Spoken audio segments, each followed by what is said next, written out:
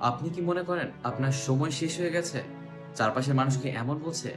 আপনাকে দিয়ে কিছুই হবে না? মনে রাখবেন, আল্লাহ তাআলা কোনো মানুষকে অকারণে সৃষ্টি করেননি। আপনার মধ্যে এমন শক্তি আছে যা আপনি নিজেও আবিষ্কার করতে পারেননি। ব্যর্থতা মানেই পথ বন্ধ হওয়া নয়। ব্যর্থতা মানে হলো নতুন করে শক্তিশালী হয়ে ফিরে আসার সুযোগ। পৃথিবীতে যত সফলতম মানুষগুলো রয়েছে, তাদের পেছনে রয়েছে শত শত ব্যর্থতার গল্প। তারা কিন্তু থেমে যাননি। লোকেরা আপনাকে নিয়ে সমালোচনা করবে, মনে রাখবেন, লোকের কথায় ভাগ্য পরিবর্তন হয় না। ভাগ্য পরিবর্তন হয় আপনার দোয়ায়, আল্লাহর ইচ্ছায় এবং আপনার চেষ্টায়।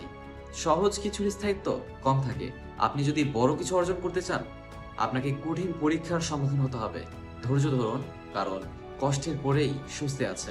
আজ থেকেই শুরু করুন।